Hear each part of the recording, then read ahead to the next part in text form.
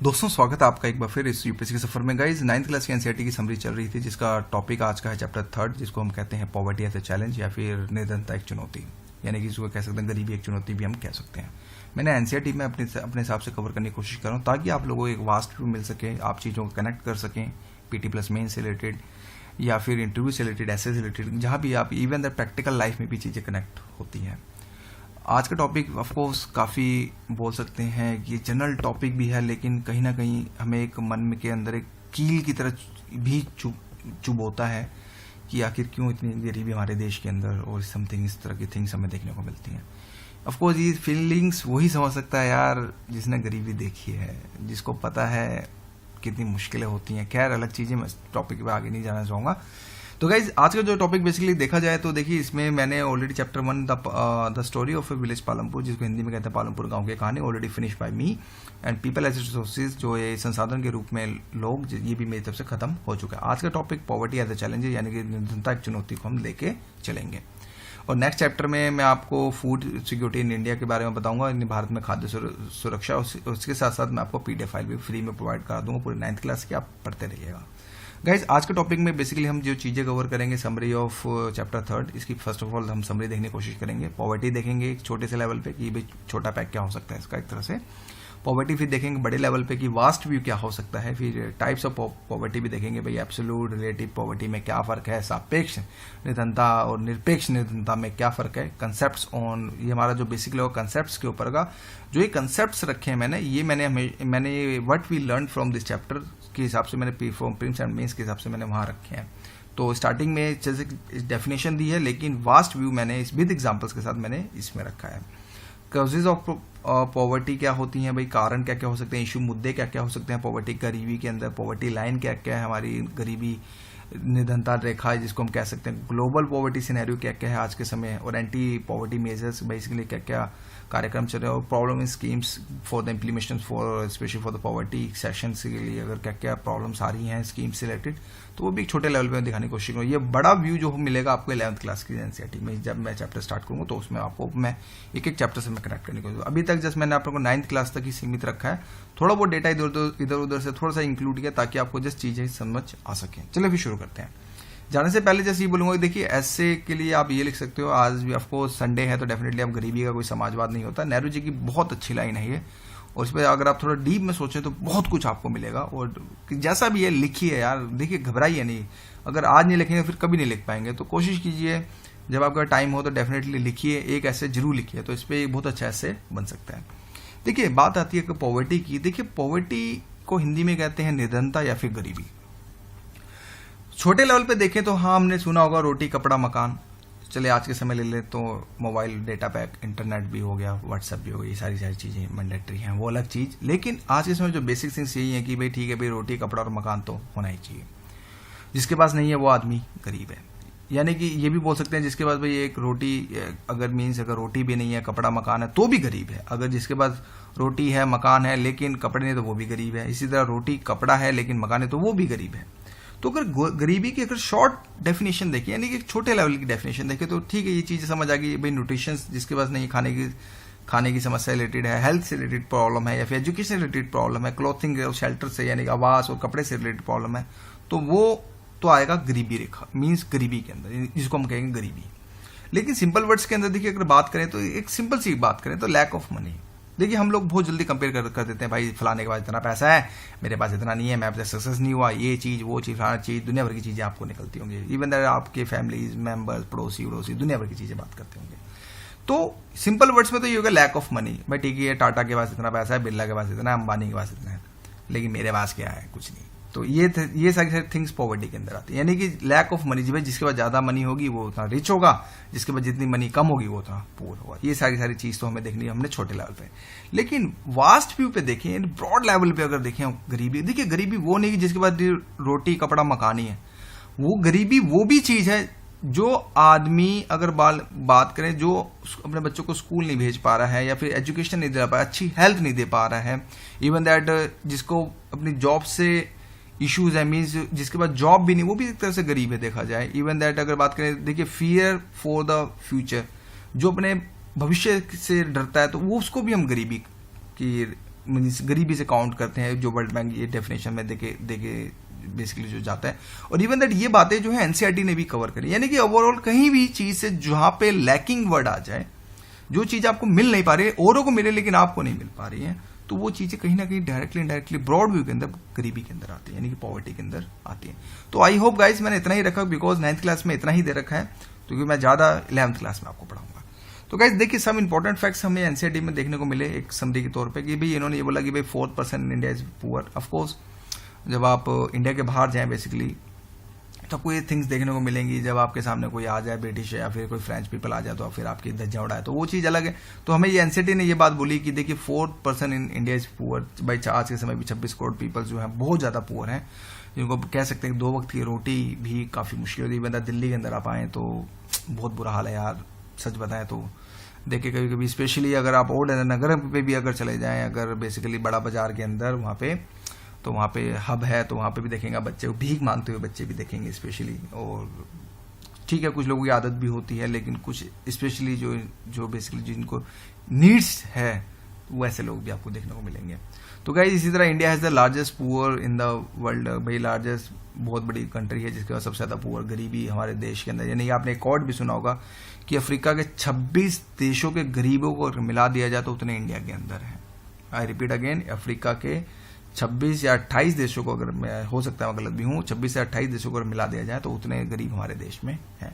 और एक चीज और की देखिए, rate of success for the poverty reduction different from the state to state. अब ऐसा भी इन्होंने एनसीईआरटी ने बोला कि ठीक है गरीबी है, मुद्दा है, अलग चीज, लेकिन जो सक्सेस, जो गरीबी को कम करने की जो दर है जिसको बात करते हैं, वो स्टेट टू स्टेट डिफरेंट भी है। इन्होंने ये बहुत अच्छा है हमें डेटा के हिसाब से बताया। और जिस वजह से देखिए जब ये रेट, अब देखिए लेट्स सपोज यूपी और बिहार ले, ठीक है थोड़ी बहुत गरीबी में देखने को मिलती है। अगर सेम वर्सेज हम केरला चले जाए तो वहां आपको देखोगे हर आदमी के पास एटलीस्ट एक छोटा सा घर होता है, मैक्सिमम लोगों के पास अगर बात करें तो आप देखेंगे कहीं ना कहीं यार एक स्टेट में गरीबी कम है, एक स्टेट में ज्यादा है, क्यों हो रहा है इससे रिलेटेड। तो ये सारी चीजें जो है फॉर द मेंस एंड एसे, ये इसमें मैं आपको बताने की कोशिश करूंगा। इसी के जैसे गाइज आगे देखिए टॉपिक है रिलेटिव पॉवर्टी और एब्सोल्यूट पॉवर्टी। इस टॉपिक पे जो कंसेप्ट्स उठेंगे वो मैं लास्ट में बताऊंगा वीडियो में, तो आप उसको जरूर देख लीजिएगा। देखिए यार रिलेटिव पॉवर्टी जिसको हिंदी में कहते हैं, देखिए मैं ट्रांसलेशन मारा था, बड़ी गंदी ट्रांसलेशन आई सच बताएं। वैसे तो इसको सापेक्ष या निरपेक्ष ही कहते होंगे मेरे हिसाब से, हो सकता है मैं गलत भी हूं, बट मेरे साथ निरपेक्ष कहते होंगे। देखिए रिलेटिव पॉवर्टी सिंपल सी बात है यार, मैं आपको सिंपल से एक कंक्लूजन लेके चलता हूं। यहाँ पे यूएस रख दीजिए, यहाँ पे इंडिया रख दीजिए, इन दोनों कंपेयर कर दीजिए कौन कितने गरीब है, वो हो गया रिलेटिव पॉवर्टी। यानी कि जब आप किसी कंट्री को दूसरी कंट्री से रिलेट करते हैं, भाई ठीक है इंडिया में इतने गरीब है तो भाई यूएसए में इतने गरीब है, तो जब आप कंपेयर करते हैं किसी कंट्री टू कंट्री का या फिर किसी स्टेट टू स्टेट में, जहां पे आप कंपेयर करना स्टार्ट कर दें, तो दैट्स कॉल्ड रिलेटिव पॉवर्टी। अगर बात करें छोटे लेवल पे, इन एनसीईआरटी में बहुत अच्छा एग्जांपल भी दिया कि भाई ठीक है भाई यूएसए के अंदर पुअर वो बंदा होता है जिसके पास गाड़ी नहीं है। अगर इंडिया की बात करें तो यहाँ तो कुछ उल्टा ही सिस्टम हो जाएगा कि भाई गाड़ी तो बहुत मुश्किल, बहुत बड़ी बात होती है अगर बात करें इंडियंस के लिए अगर बात करें तो। इसी तरह गाइस एब्सोल्यूट पॉवर्टी के अंदर जिसके अंदर अगर बात करें तो देखिए इसके अंदर बेसिकली हम लोग क्या होता है, हम स्टेट टू स्टेट कंपेयर नहीं करते, हम अपने अंदर ही कंपेयर करते हैं कि भाई इसके बाद बेसिक थिंग्स हैं या नहीं। अगर बेसिक थिंग्स नहीं है तो हम जैसे कि लाइक रोटी कपड़ा मकान हो गया, इसके बाद नहीं तो ठीक है भाई ये गरीब हो गया। तो ये सारी चीजें हम करते हैं एब्सोल्यूट पॉवर्टी के अंदर। ये वास्ट व्यू मैंने व्हाट टू लर्न में रखा है, उस पर प्लीज देखिएगा।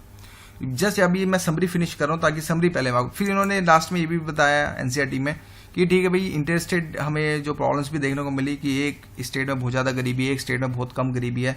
तो पुअर स्टेट्स भी इन्होंने कुछ गिनवा दी है कि भाई उड़ीसा, मध्य प्रदेश, बिहार जैसे ये पूरे स्टेट्स हैं आज के समय। ऑफकोर्स यहाँ पे काफी सारी प्रॉब्लम्स है, नक्सलवाद है, टेररिज्म है, दुनिया भर की सारी चीजें, हेल्थ एजुकेशन प्रॉब्लम, समथिंग और भी सारी इंफ्रास्ट्रक्चर से रिलेटेड प्रॉब्लम, इलेक्ट्रिसिटी से रिलेटेड प्रॉब्लम, काफी सारी चीजें हमें देखने को मिलती हैं। लेकिन बेस्ट जो अगर इन्होंने बताया, ये बताया कि Punjab, Himachal Pradesh, Jammu Kashmir are the best states when poverty is concern. तो अगर बात करें तो इन्होंने ये भी बताया कि पंजाब, हिमाचल प्रदेश और जम्मू कश्मीर के अंदर अगर बात करें तो गरीबों की संख्या बहुत कम है as compare to other state. तो इन्होंने ये सारी चीजें हमें एनसीईआरटी वालों ने चीजें बताई, जो स्पेशली जो ये पॉइंट्स हैं ये मेन्स पॉइंट व्यू के हिसाब से, फिर ऐसे पॉइंट व्यू के हिसाब से मेरे लिए बहुत अच्छे काम के पॉइंट्स हो सकते हैं। इसी के जैसे गाइस कॉजेस ऑफ पॉवर्टी भी हमें पता चला कि एनसीईआरटी में बताया कि ठीक है भाई ब्रिटिश रूल्स के अंदर देखिए गरीबी के क्या क्या कारण हो सकते हैं। एक तो पहली बात ब्रिटिश रूल, इसको थोड़ा एक्सप्लेन करेंगे हम डीप में। देखिए British rule in the sense of course जब मैंने ओवरव्यू दिया था तो आपको बताया था कि देखिए इंडिया को सोने की चिड़िया के नाम से जाना जाता था। अगर बात करें तो 1600 शताब्दी या 1500 शताब्दी के अंदर जब ईस्ट इंडिया कंपनी जब इंडिया के अंदर आई तो उसके कुछ 50 साल के बाद फिर धज्जियां उड़नी स्टार्ट होगी हमारे देश की, और पॉवर्टी मीन्स हमारी इकोनॉमिक पावर की। तो जिस वजह से ब्रिटिश रूल्स की वजह से काफ़ी इन्होंने हमारा खून चूसा और डेफिनेटली हमारे देश को काफ़ी ज़्यादा गरीब किया। और आज भी अगर बात करें तो इतना बड़ा जंग लगा हुआ है कि अभी तक निकल नहीं पा रहे हम इसमें से।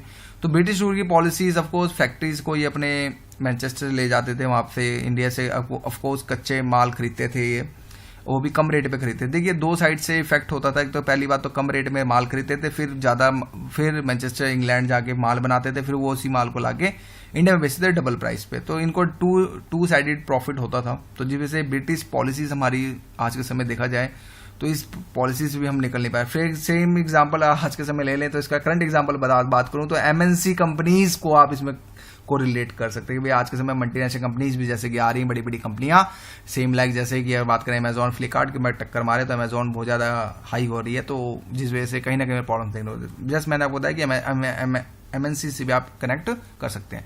इसी तरह रूरल इकोनॉमिक है आज के समय। देखिए मैक्सिमम जो आज के समय देखें तो अभी भी अगर मेट्रो सिटीज़ को, कुछ ही मेट्रो सिटीज़ को छोड़ दिया बड़ी बड़ी मेट्रो सिटीज़ को, तो हमारी जो मैक्सिमम पॉपुलेशन आज भी रूरल इकोनॉमिक पर डेवलप जो है डिपेंड है। जैसे कि एग्रीकल्चर हो गया, कृषि हो गया, और मत्स्य पालन हो गया, फिशरिंग हो गया, जो भी एनीथिंग्स हो गए तो उस पर आज के समय जो है बेसिकली देखकर डिपेंड है, जिस वजह से ये भी एक गरीबी के बेसिकली कारण हमें देखने को मिलती हैं। इसी तरह थर्ड पॉइंट है इनकम इनक्वालिटी। भाई ठीक है, इनकम इनक्वालिटी भी बहुत ज़्यादा आज के समय आपने देखा होगा। एक सिनेरियो, एक फॉर्म ऑक्सफोम की रिपोर्ट भी आई होगी कि भाई जो टॉप 1% है वो हमारे देश का 60% के आसपास जो है वो पैसा रखते हैं, टॉप 1% पीपल। तो ये बहुत बड़ी बात है। तो जिस वजह से इनकम इक्वालिटी भी देखने को मिलती है कि भाई एक किसान तो बहुत कम पैसा कमाता है, लेकिन जब एक मल्टीनेशनल कंपनी होता है जो इंजीनियर होता है जो बहुत मल्टीनेशनल कंपनी में लगता है तो वो करीब उसका पैकेज कुछ 1 से 1.5 करोड़ पे जाता है। तो ये इनकम इक्वालिटी हमें देखने को मिलती है। ये भी एक गरीबी के कारण हो सकते हैं। और heavy pressures on population, of course fertility rate हमारे देश की कुछ कम तो हो रही है, लेकिन फिर भी उतना नहीं है जितना एज कम्पेयर टू हम चाइना करें और या फिर और compare to with other countries करें तो हमें जैसे कि तो हमें प्रॉब्लम्स हमें देखने को मिलती है। तो पॉपुलेशंस भी कहीं ना कहीं मुद्दा बना रहता है आज के समय। अगर बात करें तो जैसे कि बात करें तो बिहार के अंदर फर्टिलिटी रेट सबसे ज़्यादा है, जिसके अंदर जहाँ पे बिहार ही एक ऐसा स्टेट है जिसके अंदर सबसे ज़्यादा बच्चे आज के समय भी पैदा हो रहे हैं। बट ड्यू टू अगर बात करें तो वो एजुकेशन और हेल्थ की वजह से ही ये प्रॉब्लम्स हमें देखने को मिल रही है। अनएम्प्लॉयमेंट एंड अंडर एम्प्लॉयमेंट, भाई कहीं कहीं तो ठीक है गरीबी, कहीं कहीं तो रोजगार है ही नहीं। फॉर एग्जांपल दिल्ली के अंदर बात करें तो यहाँ पे तो ग्रेजुएट बंदे रोजगार हो रहे हैं, आज बेरोजगार हो रहे हैं। तो इसी तरह अंडर एम्प्लॉयमेंट की प्रचंड बेरोजगार जिसको हिंदी में कहते हैं कि जहाँ पे ठीक है 3 आदमी जहाँ पे 3 आदमी की जरूरत है वहाँ पे 6 आदमी लगे हुए हैं। तो ये अंडर एम्प्लॉयमेंट भी हमें देखने को मिलता है, जिस वजह से हमारी जीडीपी को हैम्पर होता है। वो कहीं ना कहीं वो फिर क्योंकि देखिए रीजन है अंडर एम्प्लॉयमेंट का। लेट सपोज अगर 6 आदमी मिलकर 36,000 का काम कर रहे हैं, तो आपको पता वही काम 3 आदमी करके 36,000 रुपए कमा सकते हैं।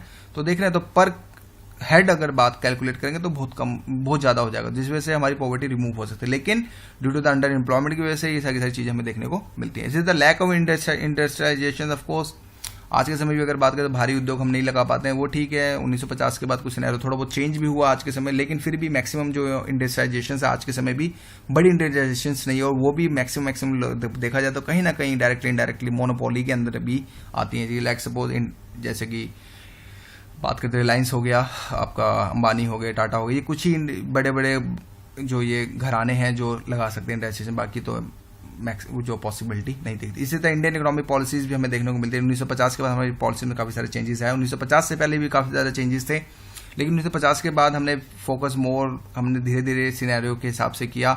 लेकिन आज के समय में हमारी इंडियन जो इकोनॉमिक पॉलिसी हमारी इतनी स्ट्रॉन्ग नहीं है जितने एज कम्पेयर टू अगर हम चाइना करें तो। इसी तरह new liberation policy and effects, of course multinational company का प्रभाव पड़ा यहाँ पे आज के समय। ऑफकोर्स इन्होंने काफ़ी सारे पेटेंट से रिलेटेड और काफ़ी सारी चीज़ें हमें देखने को मिली।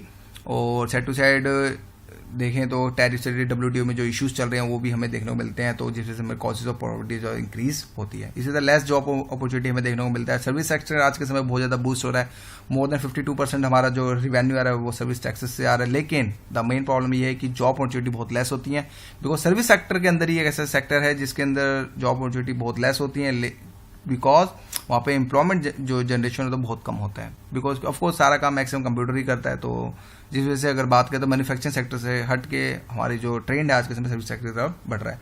अनएम्प्लॉयमेंट डिस्ट्रीब्यूशन ऑफ एसेट्स, ये भी एक मुद्दा है आज के समय। किसी के पास 100 एकड़ की जमीन है, किसी के पास 1 बीघा भी जमीन नहीं है, 1 एकड़ भी जमीन नहीं है। तो ये सारी चीजें भी अनएम्प्लॉयमेंट कॉजेज ऑफ पॉवर्टी से हमें भी देखने को मिलती है। इसी तरह lack of land and resources, कि देखिए यार सिंपल सी बात है, लैक किसी के पास तो लैंड रिसोर्सेज भी नहीं है। तो ये सारी थिंग्स ओवरऑल देखा जाए तो मेंस पॉइंट के साथ से रिलेट करते हैं, और यही पॉइंट सच बताए तो मेंस में भी लिखोगे तो भी आपको अच्छे मार्क्स मिलेंगे। तो गाइज यही पॉइंट मैंने आपको दिखाने की कोशिश करी कि 4 मेंस के लिए क्या क्या हो सकता है 9th क्लास की एनसीईआरटी से, जो लोग मैक्सिमम लोग जो है स्किप कर देते हैं। Guys issue related to the poverty, आपके मुद्दे क्या क्या हो सकते हैं कि लैंडलेस है आपका, वो लोग जिनके पास लैंड नहीं हो सकते, अनएम्प्लॉयमेंट है, साइज ऑफ फैमिलीज है। भाई अगर लेट सपोज है कि किसी की बंदा कमाने वाला एक है, लेकिन खाने डिपेंडेंट वाले बंदे 7 हैं, तो ऑफकोर्स घर में गरीबी होगी। और एक बंदा कमाने वाला छोटी सी फैमिली जिसके बाद 2 फैमिली है, मीन्स एक माँ बाप है और एक बच्चा है, तो ऑफकोर्स अगर एक भी कमाएगा तो भी 2 आदमी को खा सकते हैं आराम से बड़े प्यार से। तो साइज ऑफ फैमिलीज का भी बहुत बड़ा इशू यहाँ पे देखा जाए तो मुद्दे हमें देखने को मिलते हैं। इसी तरह इलिटरेसी भी हमें देखने को मिलती है। ऑफकोर्स आपने देखा होगा गाँव के अंदर जो पढ़ा लिखा होता है तो डेफिनेटली उसके पास पैसे थोड़े ज़्यादा होते हैं, और जो अनपढ़ होता है वो जो उसके पास वो पैसा थोड़ा कम कमा सकता है। देखिए ऐसा भी नहीं है, इसके 2 साइड इफेक्ट्स भी हो सकते हैं, पर बात करें एनसीईआरटी में दे रखा है इलिटरेसी से भी जो है पॉवर्टी जो है मैक्सिमम हम देखें तो होती है। इसी तरह poor health, child labour, helpless, hunger, lack of shelter, ये सारी थिंग्स हमें ये जो है पॉवर्टी से रिलेटेड होती हैं। इसी तरह lack of resources to spend on education and health. अगर बात करें तो आज के समय भी हम देखें तो हमारा जीडीपी का अगर बात करें तो 2% के आसपास ही जैसे एजुकेशन पे ही खर्च हो रहा है, और मैक्सिमम 4% के आसपास अप्रॉक्सीमेटली 2 to 4% के हिसाब से हेल्थ पे ही जो है इतना खर्च हो रहा है। अगर बात सॉरी एजुकेशन पे कुछ 5 to 6% हो रहा है मेरे हिसाब से। तो गाइस लैक ऑफ सैनिटेशन, यानी कि ऑफकोर्स जब जो वेस्ट का जो नहीं निकल पाता है, जिस वजह से उसके बीमारियां फैलती है, जिस वजह से फिर आदमी बीमार पड़ते हैं, फिर जॉब पे नहीं जाते हैं तो अनएम्प्लॉयमेंट हो जाते हैं, जिस वजह से पॉवर्टी बढ़नी स्टार्ट होती है। ये सारी थिंग्स हमने देखी issue related to the poverty, ताकि मैं चीज़ों को समझा सकूं। ये photo for the mains point of view से बहुत इंपॉर्टेंट है। देखिए जो समरी में आगे जो बताया गया वो ये बताया गया कि देखिए पॉवर्टी लाइन है क्या। Poverty line in the sense देखिए सिंपल सी बात है, एक मेजर होता है, एक किसी अब सिंपल सी बात है, गणित है यार, ये एक मैथ्स है जो लोगों ने सेट कर रखा है इनकम और कंजप्शन लेवल के ऊपर, दैट्स कॉल्ड पॉवर्टी लाइन। अगर 2 टुक में बात करें तो a person is considered poor if his or her consumption level is below given level set by each country। अगर बात करें तो हर आदमी का अपना पैरामीटर होता है सेट करने का कि ठीक है, जैसे फॉर एग्जांपल यूएसए के अंदर जिसके पास गाड़ी नहीं वो गरीब है, इंडिया के अंदर भाई गाड़ी है तो वो रिच है, जिसके पास गाड़ी नहीं है लेकिन बेसिक थिंग्स है तो भी वो रिच है। तो ये थिंग्स जो है पैरामीटर्स हमें हर कंट्री के डिफरेंट होते हैं, और ये सारी चीजें जो है सेट करते हैं। इसी तरह different yardstick are use in different country to measure the poverty line. और वर्ल्ड बैंक की डेफिनेशन, जो पुरानी डेफिनेशन जो चल रही थी वो ये चल रही थी कि 1% पर डे, अगर जो $1 अगर पर डे कोई बंदा नहीं कमा पाता तो वो पॉवर्टी लाइन के नीचे आ जाएगा, मींस पॉवर्टी गरीब है वो बंदा। और ये जो आज के समय जो लेटेस्ट फिगर देखें तो 1.25 जो पर डॉलर हो गया है अगर बात करें तो अगर इसको पैसे में कन्वर्ट करें तो कुछ अप्रोक्सीमेटली अगर बात करें तो 90 रुपीज़ के आसपास या फिर 195 के आसपास हो सकता है। 95 रुपीज़ पर डे अगर जो बंदा अगर कम कमाता है तो उसको हम उसको हम गरीब बोलेंगे। तो लेकिन आज के समय कुछ WTO के अंदर कंट्रीब्यूशंस या फिर UN के अंदर चल रही है कन्वर्सेशंस कि भैया 1.25 कुछ भी नहीं, आज के समय महंगाई बहुत ज़्यादा हो गई है, इंटरनेट पैकेज डेटा पैकेज बहुत महंगा हो गया, तो $2 तो रखो क्योंकि हर आदमी मैक्सिमम लोग आज के समय मोबाइल यूज़ करें, तो वो अलग चीज़, वो बात के बाद जब होगा तो फिर बात करेंगे। इसी तरह वर्ल्ड बैंक की रिपोर्ट 2010 के हिसाब से 32.7% जो इंडिया की पॉपुलेशन जो है पॉवर्टी लाइन के हिसाब से करती है। तो आप देख रहे हैं 32.7% वो लोग जो उनको 2 वक्त का खाना भी नहीं मिल पाता। ये बहुत बड़ा मुद्दा है आज के समय। तो जब आप सिविल सर्वेंट हो जाएं तो डेफिनेटली इन लोगों की जरूर हेल्प कीजिएगा। इसी तरह गाइस पॉवर्टी लाइन हमारे इंडिया के हिसाब से देखिए कुछ जो अगर बात करें 1970 के आसपास कुछ कैलोरी फैक्टर्स लेके आए, फंडा लेके आए कि हाँ भाई ठीक है, जो रूरल एरिया का जो बंदा हो जिसको 2400 कैलोरी अगर जिससे अगर कम खाता है, कम मिलती है, तो वो बंदा गरीबी रेखा के नीचे रहेगा। इसी तरह अर्बन के अंदर का बात करें तो 2100 कैलोरी रखा है। अब क्वेश्चन यहाँ पे भाई सर जी ठीक है, समझ तो आगे कैलोरी फंडा में समझ आ गया, लेकिन रूरल के अंदर ज्यादा क्यों और अर्बन के अंदर क्यों? देखिए क्योंकि रूरल वाले जो ग्रामीण क्षेत्र के जो इंसान जो व्यक्ति होते हैं वो ज्यादा मेहनत करते हैं। देखिए खेतों में काम करना, आप अगर एसी में रहते हैं, सब कुछ रहते हैं, तो डेफिनेटली आप खेत में क्या 4 से 5 घंटे भी काम नहीं कर पाए अगर आपने कभी जिंदगी में काम नहीं किया हो तो। लेकिन एक जो ग्रामीण व्यक्ति है वो बिंदास होकर सारे काम कटाई छटाई वटाई सब कर लेगा, लेकिन एक अर्बन आदमी नहीं कर पाए। और इवन दैट जो ग्रामीण क्षेत्र के जो लोग होते हैं उनका जो वर्क होता है बहुत मैनुअल वर्क होता है, यानी हार्ड वर्क होता है बहुत ज्यादा। लेकिन अर्बन के अंदर क्या होता है, लाइफ आज के समय देखेंगे मेट्रो में से अगर आप चढ़े तो डेफिनेटली देखिए स्टेयर्स भी लगे हुए हैं, साइड टू साइड आपको मशीन भी लगी हुई है चलने के लिए। तो ये इस वजह से, जिस वजह से इन्होंने कैलोरीज को जो फंडा रखा, बिकॉज ग्रामीण के लोग देखिए ज्यादा ट्रैवल कर सकते हैं, बाय वॉक भी ज्यादा ट्रैवल कर सकते हैं, लेकिन आज के समय अर्बन वाले बोलेंगे ओला उबर मंगाएंगे इससे ज्यादा, या फिर डीटीसी की बस होगी तो ये सारी चीजें पकड़ेंगे। तो इफ दे कंज्यूम लेस तो they considered as a poor. Analysis ये कहता है कि देखिए percentage of poor living below poverty line decline हुआ है, यानी कि जो पॉवर्टी, यानी बात करें ओवर एनालिसिस ये बोल रहा है एनसीईआरटी ने कि देखिए पॉवर्टी तो कम हुई है लेकिन एब्सोल्यूट नंबर में इंक्रीज हुई है। यानी कि देखिए एब्सोल्यूट नंबर वो नंबर्स जो देखिए अगर नंबर्स इनके बढ़े, देखिए पॉवर्टी परसेंटेज में तो गिरी है लेकिन ऑफ कोर्स पॉपुलेशन ज्यादा हो रही है डेफिनेटली, तो उनके नंबर्स तो बढ़ेंगे। तो ये बात बहुत एनालिटिकल पॉइंट है और यहाँ से डायरेक्ट एमसीक्यू भी बन सकता है अगर बात करें तो, अगर थोड़ा सा सोचे तो। जैसे 2 कॉर्ड दे देगा, यही 2 कॉर्ड दे देगा, कंफ्यूज हो जाओगे। लेट्स इस साल जो हुआ काफी सारे कोर्ट्स ऐसे बड़े कंफ्यूजिंग वाले कोर्ट्स थे जो मैंने पेपर देखा था लोगों का, तो उस वजह से आपको ये सारी चीजें आपको याद रखनी पड़ेंगी। गाइस इसी तरफ इन्होंने एक वर्ड निकाला भाई, वल्नरेबिलिटी टू द पॉवर्टी, यानी देखिए वो वल्नरेबिलिटी शब्द उनके लिए जो देखिए जो समाज के असहाय लोग हैं, जो बेसिकली वो पर्सन लाइक सपोज वुमेन्स हो गया, चिल्ड्रंस हो गए, एसटी जो ये पीपल्स हो गए, इनको ऑफकोर्स लेबरर्स हो गए, फार्मर, ये वर्ड्स स्पेशली उन लोगों के लिए काउंट करते हैं हम बेसिकली, अगर देखा जाए मैक्सिमम मतलब उन्हीं के साथ काउंट करते हैं।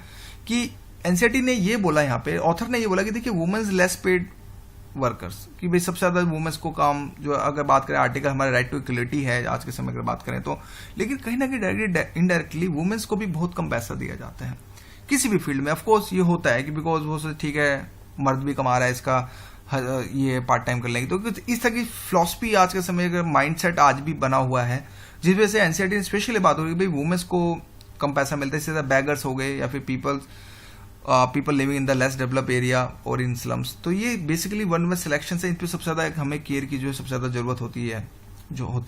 इसी तरह गाइस इन्होंने ये भी बोला कि वुमेन्स, चिल्ड्रन और एल्डरी आर द वोर सफर बिकॉज ऑफ पॉवर्टी। यही ऐसा समाज का तबका है जो बेसिकली अगर वुमेन्स, चिल्ड्रन और एल्डरी यानी कि एसटी और एससी जो पीपल्स है आज के समय भी बहुत ज्यादा ये जो बिल्कुल उलझा हुआ, जिसको मैं कह सकता हूँ कि बहुत ज्यादा उलझा हुआ है आज के समय, इनको सबसे ज्यादा नीड इन्हीं को ये पैसों की, जो जिस वजह से आज के समय कहीं ना कहीं इन लोगों की मदद ना होने के कारण ये लोग गरीबी रेखा के नीचे आज भी जो है अपना जीवन व्यतीत कर रहे हैं। एक बहुत अच्छा इन्होंने डेटा दिया हमें कि एनसीईआरटी से उठाया मैंने ये, देखिए एनसीईआरटी में ये डेटा बोला कि देखिए शेड्यूल ट्राइब्स बेसिकली आज के समय देखा जाए तो अराउंड 51% 52% हमें सबसे ज्यादा शेड्यूल ट्राइब्स, एसटी वालों पे सबसे ज्यादा वल्नरेबल सेक्शन हमें देखने को मिलता है कि सबसे ज्यादा गरीब यही लोग हैं। फिर उसके बाद ये आया कि भाई अर्बन कैजुअल लेबर, देखिए कैजुअल लेबर्स वो अगर आप देखें फॉर एग्जाम्पल अगर आप विकासपुरी साइड्स भी जाएं या फिर अगर बात करें आप रजौरी गार्डन के साइड भी जाएं तो आपने देखा होगा कि वहाँ पे एवरीडे 9 बजे बाद भीड़ लग जाती है किसी चौक के ऊपर, तो वहाँ पे फिर वो कोई या फिर सफेदी करने वाला होता है या फिर कोई मजदूर, दिहाड़ी मजदूर जिसको कह सकते हैं, बेचारों को एक दिन काम मिलता है एक दिन नहीं मिलता है। तो इस डिपेंड सिचुएशन अगर बारिश आ जाए तो उनकी बुरी हालत हो जाती है, ऑफकोर्स क्योंकि बारिश में काम मंदा हो जाता है, तो जिस वजह से शायद हो सकता है उनको 2 वक्त की रोटी भी ना मिले।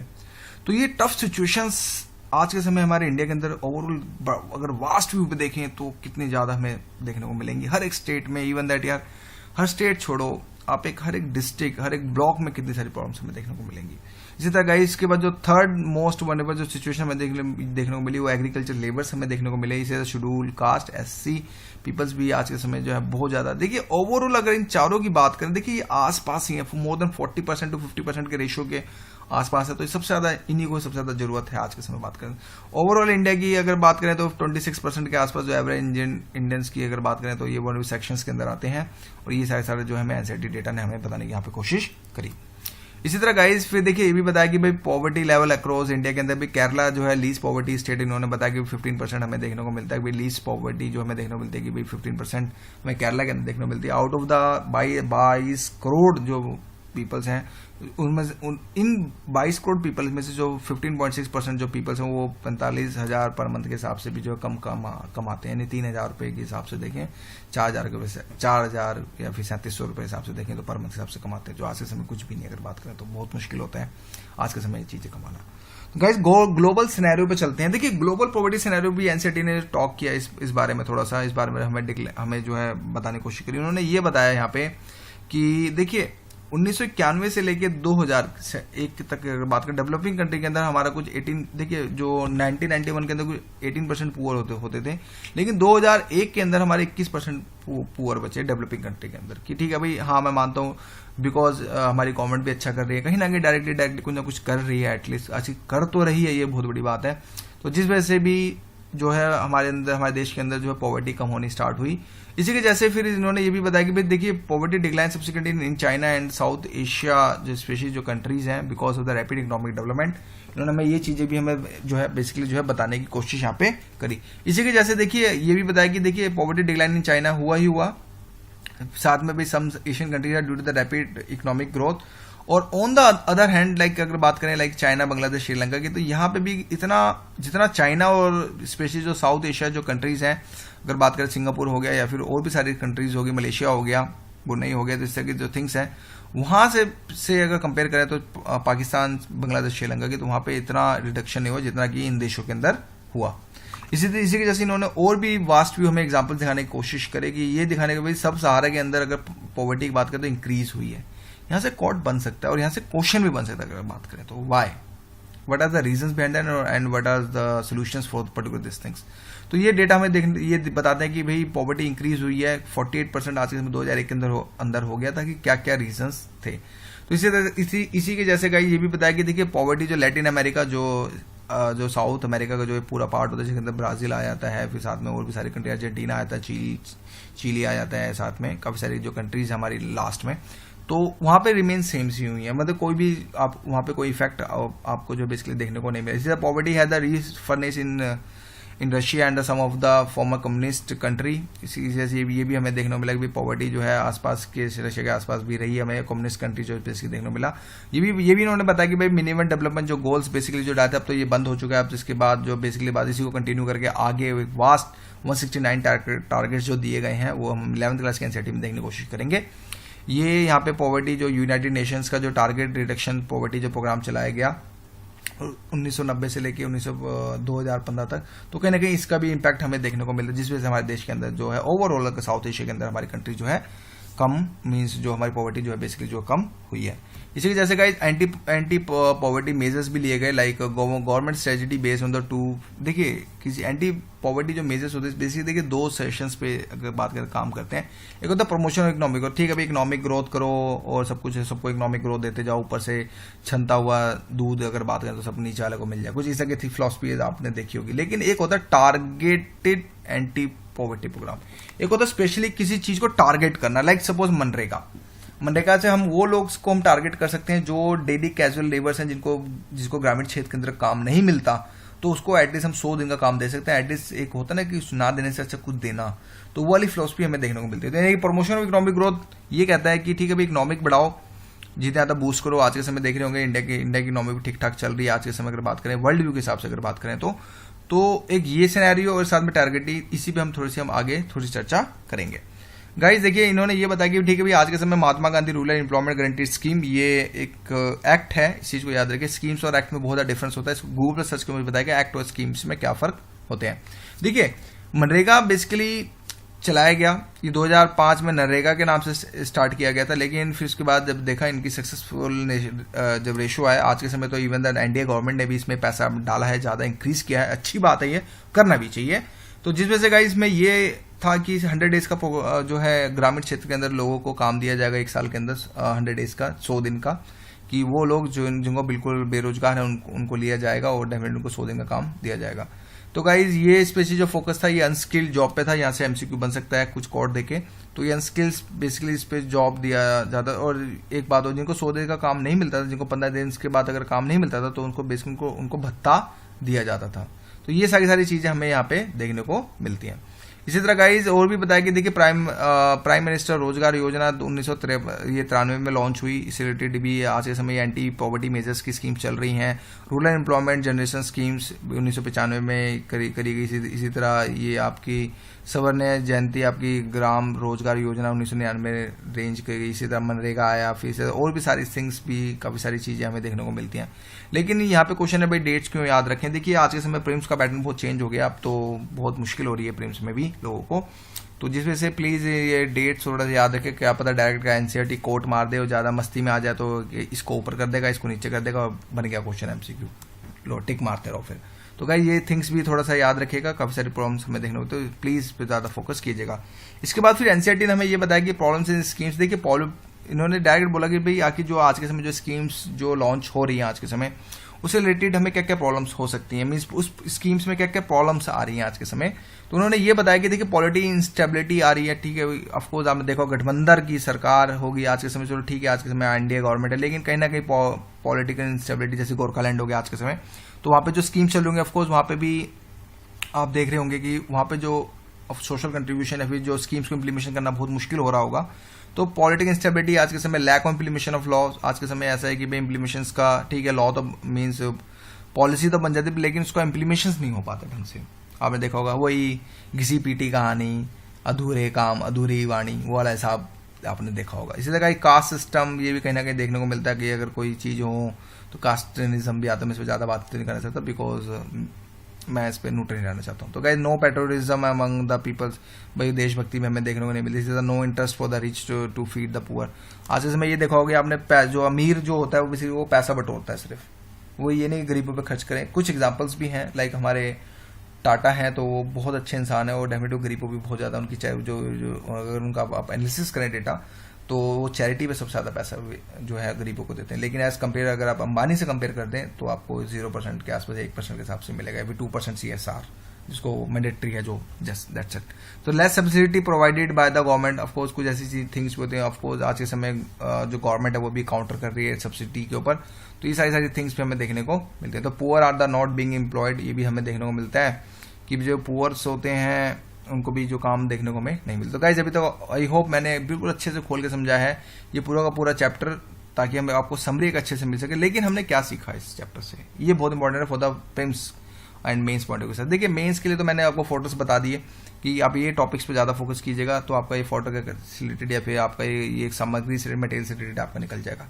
लेकिन हमने सीखा क्या, सीखा हमने ये रिलेटिव पॉवर्टी और एब्सोल्यूट पॉवर्टी में क्या होता है। ठीक है, रिलेटिव पॉवर्टी दोबारा छोटा सा रिकैप करते हैं, वो पॉवर्टी जिसको हम कंपेयर कर सकते हैं किसी दूसरी कंट्री से कि भाई क्या हुआ, यूएसए में कितने गरीब हैं, अमेरिका में कितने गरीब हैं, या फिर इंडिया के अंदर कितने गरीब, तो उसको जब कंपेयर करते हैं उसको वो तो आगे ठीक है स्टेट टू स्टेट भी हो सकता है ये रिलेटिव पॉवर्टी। एब्सोल्यूट पॉवर्टी में ये देखा कि भाई बेसिक इनसफिशिएंट जो इनकम्स होते हैं बेसिक शेल्टर्स की, उससे रिलेटेड हमें ये सारी चीजें। लेकिन इसका मतलब क्या है, कंसेप्ट क्या है इसके, ये बहुत इंपॉर्टेंट है। तो इसको मैं दिखा एग्जाम्पल्स के हिसाब से समझाता हूँ आपको। देखिए लेट्स सपोज एक क्लास के अंदर लेट्स सपोज 100 बंदे हैं, 100 स्टूडेंट्स हैं, majority of the students were not good at studies. ये ऑफकोर्स ये होता है, एक क्लास के अंदर का 100 बंदे, तो ऐसा नहीं कि सभी के सभी 100 के 100 ही पढ़ाकू नहीं होंगे, कुछ ऐसे भी होंगे जो मस्ती वाले भी होंगे थोड़े बहुत, या फिर थोड़े से वीक होंगे जो जिनके कंसेप्ट क्लियर नहीं होंगे। The teacher has decided a criteria that out of paper of 100 marks, उन्होंने टीचर ने डिसाइड किया कि भाई 100 में से 100 मार्क्स का पेपर डिसाइड किया, जिसके 35 से अगर जिसके कम मार्क्स आए वो बंदा फेल है।